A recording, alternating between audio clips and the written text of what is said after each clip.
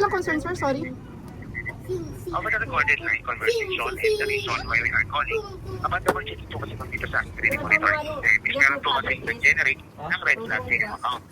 Meaning po ng red flag na to, Ms. Rosalie, meron po dito nag-comment ng online cash loan via OnlyPay, transferring po sa GoTime Digital Banking with a different mobile number and a different account name po ang recipient. So, Ms. Rosalie, tayo po ba yung gumagawa nito mga transactions sa inyong account? Ay, hindi po, sir. Hindi po. Okay, ma'am. To confirm lang din po, ma'am. Nasa possession naman po natin ang ating physical card. Hindi naman po ba ito nawawala or napahiram? Opo, nasa wallet ko lang naman kasi wala naman gumagamit na iba eh. Nasa inyo naman po siya, ma'am. To confirm lang din po, ma'am, no? Pamilya po ba kayo sa number na ito, ma'am, na 09-088-189859? 859. Ika lang po ha, check ko lang sa... Sige, ma'am, kahit double check po.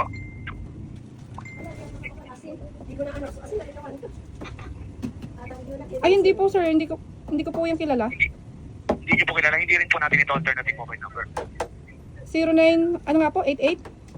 09088 Oo. 189. Ay, hindi po, sir. 09088 din kami, pero ano, hindi na po 183. Hindi ko po kilala yung number na yan. Okay, so if Pero that is, ma'am, hindi po tayo gumagawa nito mga transaction sa inyong account. Opo, hindi po.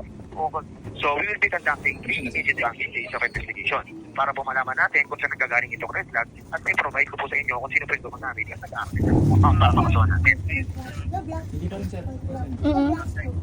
Okay, ma'am. So, this is SOP or Standard Operating Procedure as a safety protocol po ng inyong account. Okay na po ba, ma'am? I-hold muna po namin ang inyong account for the 3 days of investigation. Okay lang po, sir. Sige po. Sige po, ma'am. Dahil dito po kasi namin i-locate or i-trace kung sino man po yung gumagamit ng inyong account. Hindi po, Ms. Rosalie, subject to replacement na po itong card natin. Once na hindi po kasi natin ito papalitan, automatically po, na paulit-ulit po yung scenario na mangyayari po sa inyo. Okay. Okay. And then, ma'am, advice ko lang po kayo na 7 to 10 banking days po before po dumating ang bagong physical card natin. Dito po i-deliver yan on your Tama naman po ito, ma'am, itong address natin. Apo. Opo, ma'am. Then, ma'am, wala naman po kayong mabayaran dito dahil isi-shoulder naman po ng aming department na mag-special legality since no compromise nga po yung account ng aming client. Sir, magkano yung ano, pre-process nila sa GoTime? 50,000 pesos po, ma'am. Aware po 50,000. ba kayo dito, ma'am? Hindi talaga. Wala naman kami GoTime. Tapos, yan po ba yung credit card? Ma'am, sorry po. Hindi po inintindihan. Yan po ba yung credit card o yung Hexagon account ko? Ito po, ma'am, yung pure cash po natin na 8000. 800. Ah, 800. Tapos, kailan po yung na-transact? Kaninang umaga lang po, ma'am, 9:28 a.m. Ay, putik. Wala. Hindi naman kami nagpa-process ng ganyan kahit yung asawa ko. Wala kasi dito yung asawa ko. Okay. Sige po, ma'am. Ganito po, ma'am. Providean ko po kayo, ma'am, ng incident case reference number. Kindly get a pen and paper po para po ma-providean ko po kayo. Okay. Sige po. Then advise nyo na po ako, ma'am, kung ready na po tayo para ma-dictate ko po sa inyo ito. Okay po, ready na. Ready na po, ma'am. Your incident case reference number over the recorded line conversation is RCP1- Wait lang ha. Lista ko lang. 1 dash. 8641- Okay. 0032-09. Kindly repeat lang po, ma'am, over the recorded line para po ma-acknowledge. 1 dash. Teka nga lang, walang ballpen tong... Hindi sumulat yung ballpen ko. 1 dash. Ito pala, sorry. Wait lang, sir ha. Sige po, ma'am. Gabay po, ma'am. No need to rush po. Okay. Ano nga, sir? 1 dash. 8641-0032 Dash 0032 -09. Dash 09. Ulitin ko, sir. Sige po, ma'am. Loading kayo po. 1 dash 8641 dash 0032 dash 09. That's correct and validated po. Then paliwanag ko lang din po, ma'am, yung purpose po ng ating incident case reference number. Since nag-conduct na po tayo ng 3 days of investigation, and basically, ma'am, dito po natin malalaman ang time-to-time update under po sa inyong account sa ating investigation. Diba? Okay po, noted. Confirm ko lang din po, ma'am, na-update pa rin po ba itong ating email address na @gmail.com? Opo, sir. Updated naman. Okay. Later on, ma'am, magpo-forward po ako sa inyo dyan ng statement of account ng past 6 months up to the latest. And then po, once na ma-receive niyo po itong mga statements of account natin, pa-double check po ako kung may mga added or hidden charges na pumasok dyan. Or meron po kaming hinayaan ng mga transaction na mag-push through. Once na meron po kayo makita, ma'am, na hindi niyo po in-authorize, i-advise niyo po kagad ako para po ma-reimburse po kagad namin dito sa aming department. Okay? Noted po. But for now, ma'am, providean ko po muna kayo ng acknowledgement message na katunayan po na ito lamang po yung mobile number na nakaregister dito sa aming system. Ito pong tinawagan namin na 09. Tama po ma'am, ito lang po. Yes yung po, mobile yun number lang po. natin. And then ma'am, ito po ang acknowledgement message natin na katunayan po na hindi po kayo yung gumawa or nag-attempt itong mga transactions sa inyong account. And then po, ma-terminate ko po sa system itong unauthorized mobile number. And then makapag-forward na rin po ako sa inyo ng statement of account. Once na corrected, validated po, itong i-forward ko po sa inyo na acknowledgement message. And then ma'am, once na may ma-receive po tayo ma'am on your SMS, kindly advise lang po ako para po ma-acknowledge po namin dito sa aming system. Okay po. Sige ma'am. Pa-double check po ako ma'am ng SMS natin kung may na-receive na po tayo. Title po nito ma'am is RCBC Credit. 10:41 AM po.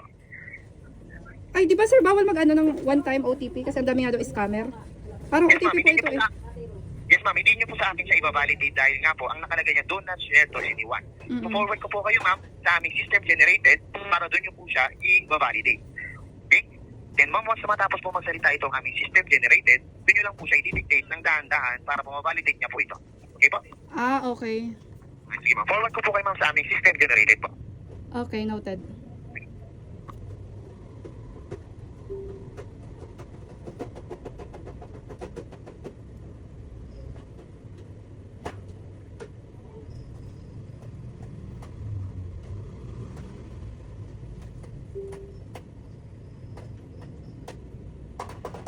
Now kindly verify your 6 digits one-time PIN over the recorded line. Now kindly verify your 6 digits one-time PIN over the recorded line.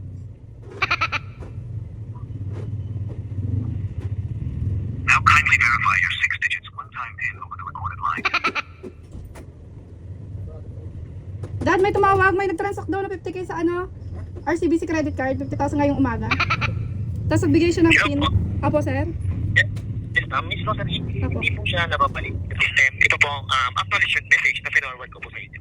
Paano po ba natin siya pinavalidate ma'am? Tinatype po ba natin siya? Apo, tinatype ko po sa keypad. Hindi po ma'am. Ang gagawin po natin ma'am, i-dictate nyo po siya sa system ma'am. Loud and katulad po ng pag-dictate nyo kanina po sa incident case reference number na pinorward ko po sa inyo. Baka marinig mo, sir. Baka may scam naman kami. Hindi po ma'am. Sa system po ma'am. Sa system po. Kaya nga po pinorward ko po kayo sa system. Pero Hindi ko nga po nakikinig kayo ka, narinig. sure ako, nakikinig ka. Hindi po ako ma'am. Bawal po yan ma'am. Confidential po yan. Between you and our bank. Kaya po hindi ko po yan hinihingi sa inyo na Ang laki na, po iba. sir, ang laki naman ang kukunin mo, 50,000. Tapos ibibigay ko yung OTP, nakikinig ka. Hindi pwede, mamaya madoble. 1 million pa naman yung ano doon, credit line. Ma'am, hindi po ako ma'am yung kukuha niyan. Ma'am. Kaya nga po tinawagan ko po kayo kasi meron pong ibang tao na gumagamit ng account ninyo. Nandito po ako ma'am para tulungan po kayo at hindi magpuno Pero bakit- yung mga transaction. Pero bakit nag-send po kayong OTP, di ba never ask daw, tapos meron recorded, ibig sabihin parang malabo naman yung recorded mo, parang ano na lang yan, record lang sa cellphone. Parang scammer kasi yung 1 million ko, yung scam mo, grabe naman yan. Grabe naman Oo. po ma'am. Hindi naman po ganun ma'am. Kaya nga po nandito kami. Ano po ba ang naka-indicate po dyan ma'am? Sa inyong pinorward na acknowledgement message. Di ba po RCBC? Basahin ko ha. You are now calling RCBC credit card hotline now. If yes, your IVR verification code is 7. Okay. Ay, wag ko sasabihin. O sige. If you Yes po, sa akin ma'am. If you do not call the hotline, do not give the code to anyone, alert us. Ayun, meron siyang immediate by calling. Ayun. Telephone number, then press 1. Hindi po sa akin. Tama naman po. Do not share to anyone ang nakalagay po dyan. Kaya nga po hindi ko po sa inyo kasi po confidential po yan between you and our bank. Bye-bye. Hello po, ma'am. 864100. Yes, sir. Opo, ma'am. Ang naka-indicate naman po dyan, yung RCBC Credit po, yung title na pinorward ko po sa inyo. And then try to base na sa forward ko po sa inyo na statement of account. Once na ma-validate po ng system, ito po ang acknowledgement message na pinorward ko po sa inyo. Pero sir, lumang tugtugin na kasi yan eh. Sabi ng mga bangko, wag mag-ano kasi nga pag ganyan may OTP. Yes, ma'am. Siguradong nakikinig yung scammer. Akalain mo 1 million yung credit line ko tapos baka malamas ano mo lang, ang tag ma-wipe out mo lang dahil ko tumawag ka tapos ididikta ko. Sorry. Nakikinig ka naman. Sorry po ma'am, wala naman pong naka-indicate dyan na amount. Kung ano po yung kinukuha namin dyan. Acknowledgement message po, yung naka-indicate po dyan. Ma'am. Wala pong O kaya nga, amount na verification code, it's very, very confidential. Bakit ko ididikta dyan sa recorded mong napakalabo? Scammer ka, hayop ka. Sinasayang mo yung oras ko. Okay lang, naka-record din naman tong usapan natin. I-report ko to sa bangko. Kasi, sir, magtrabaho kayo marangal ha. Huwag kayong puro ganyan. Nag-i-easy money kayo eh. Nagpapagod ng mabuti ang mga tao. Tapos kayo, easy money lang. Wow. Sige ma'am. Naka-record ko ha. Ibigay niyo, Okay, naka-record. ibigay niyo po sa ibigay niyo po sa bangko Yes. po, ibinigay ko po sa inyo. Alright. Ibigay sa reference number. Okay, no problem. Alam mo ah. Sige po, ma'am. Thank you very much po. No, mag-usap pa tayo kasi naka-record. Nag-enjoy pa ako. Marami po akong kliyente, ma'am. Oo nga, easy money no, kung marami ma-scam go. Binabaan.